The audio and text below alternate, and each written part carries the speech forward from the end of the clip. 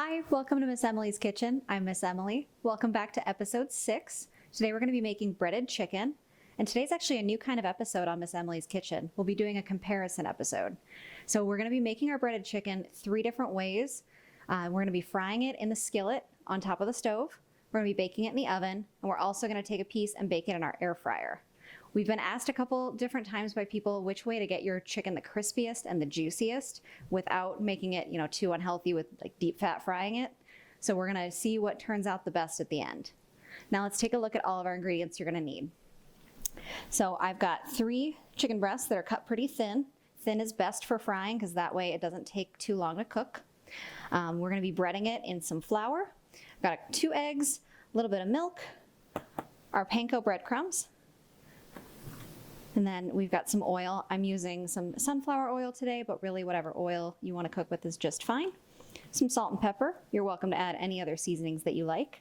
And then I also have some spray oil. That's going to be for the air fryer method. You'll see that later. So now we're going to start by showing you all the utensils you're going to need to make it. Right, and here's all of our utensils. You're going to need a set of 3 mixing bowls, a small baking sheet,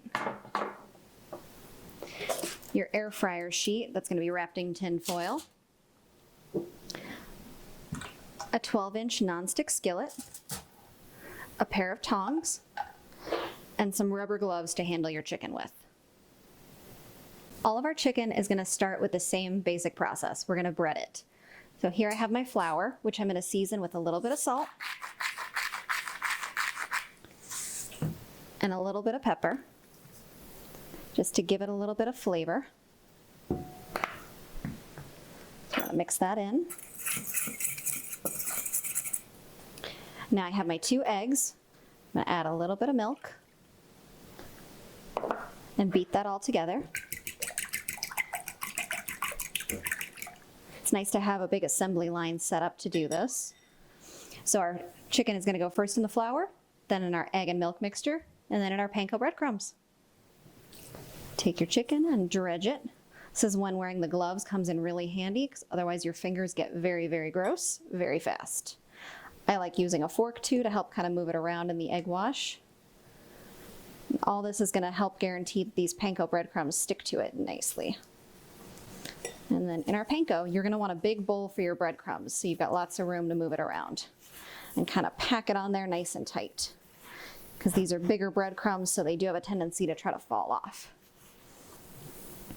So here is our first breaded piece of chicken that's going to be all ready for one of our 3 cooking methods. So we'll continue breading off camera and be right back. All right, we'll start off with our oven cooking method. So for that, you'll need a small baking sheet lined with tin foil if you want an easier cleanup. And we'll place our breaded chicken breast on it. Then we want to give it a good spray down with some Pam cooking spray. Mine's the butter flavor because it actually gives it a little bit of extra flavor to it. So give it a good spritz. And then it's going to go into a 450-degree oven for 10 minutes. You'll take and flip it and bake for another 5. You're looking for a light golden brown color. And when you cut into the chicken, it should be white all the way through, no pink. So here's our oven chicken breast before it goes in. We'll pop it into our 450-degree oven. Cook for 10 minutes and flip. Cook for 5 more. So our air fryer cooking method is going to be pretty similar to the oven. So I have my air fryer pan. You can see grooves on the bottom. I just line it with aluminum foil. It makes for easier cleanup again. Spritz down with a little bit of cooking spray, just so nothing sticks. Lay our chicken breast on top and give it another little spray. Just a little bit. The air fryer is nice because you don't need a lot of oil to cook in. So then you're going to want to put it in. Our air fryer is the Instant Pot brand. So we preheat it, and I always have it set to 400 degrees. You'll want to preheat the air fryer, wait until it says it's ready and warm, and it'll go on the top rack and cook for 5 minutes. Then you'll flip your chicken over, and it'll cook for 5 minutes more.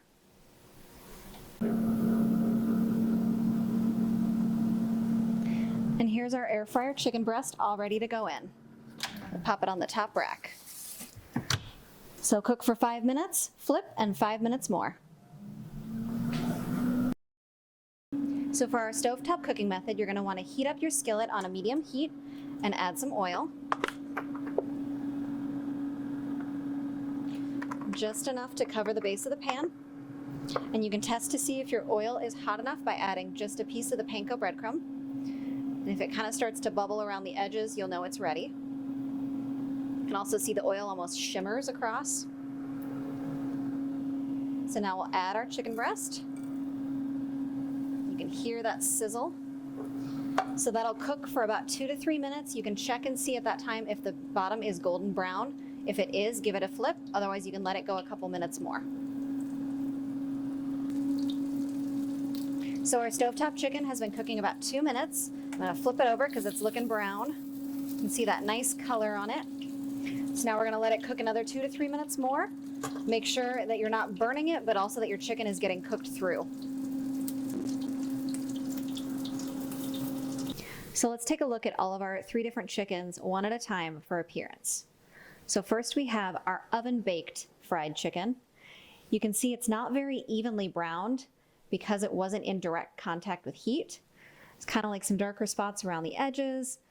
It still looks pretty good, but it's not the best. You can also see it's kind of got some spots that are pooling the juices, which juicy chicken is good, but doesn't always look the most appealing. And next we'll take a look at our pan-fried fried chicken. This has a much darker color to it, but you can kind of see there is some oil pooling in spots just because you are directly frying it in oil. It does look nice and crispy, and hopefully it's got some sealed in juices from frying it direct in contact with that heat. But you can see there are some uneven fry spots just because your chicken isn't completely flat and there's some unevenness with my cooktop stove. Now last, we have our air fryer fried chicken breast. This one has the most even brownness across the top. You can see it looks nice and crispy, and this was just with a light spray of oil, so you really don't need a lot of oil to achieve that look. You can see it looks the most evenly done across the top. So now we'll compare all 3 methods side by side, and we'll talk about which one I personally think is the best way to go. Now, as you can see, we have all of our 3 different chicken breasts side by side. We have our oven fried, our pan fried, and our air fried. We're gonna cut into each of them and see how the cook went and how the flavor is. So you can see for the oven fried, it is done all the way through. It's nice and juicy. I'm gonna give it a little taste. Nice part about the oven is it does seal in all that flavor.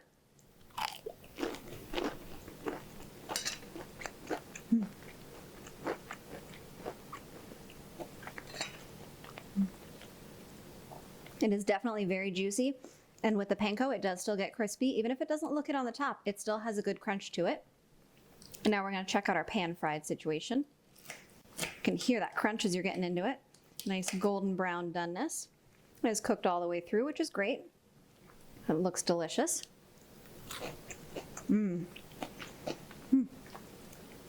So that tastes most like what I'm used to growing up. We always pan fried our chicken. It's delicious. You get a little bit of the oil taste, but it's not too bad. And it's definitely done all the way through and nice and crispy. You can really hear the crunch on that one.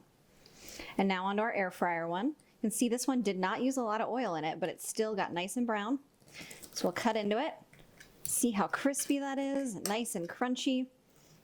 Like that one too, it's just as crispy as the oven, or as the pan fried, sorry about that. And you can see it's done all the way through as well. Beautiful, nice and brown on both sides. That one is pretty darn crunchy too. And you get a lot of the lock-in flavor, almost like your oven baked, but also delicious.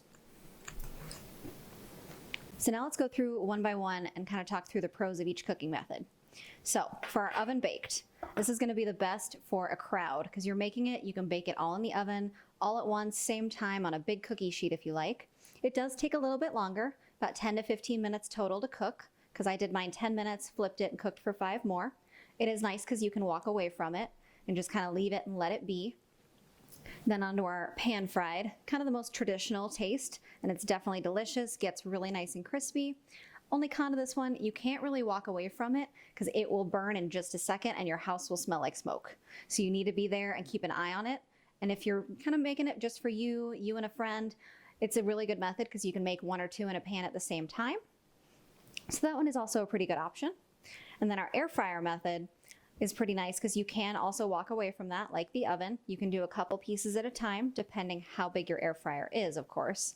If you have a smaller basket, maybe only cook 1 to 2 pieces at a time. Mine is a little bit bigger, so I can cook a little more. So overview again, we had about 15-minute cook time. This one was more like 6 or 7 total, depending how thin your chicken is.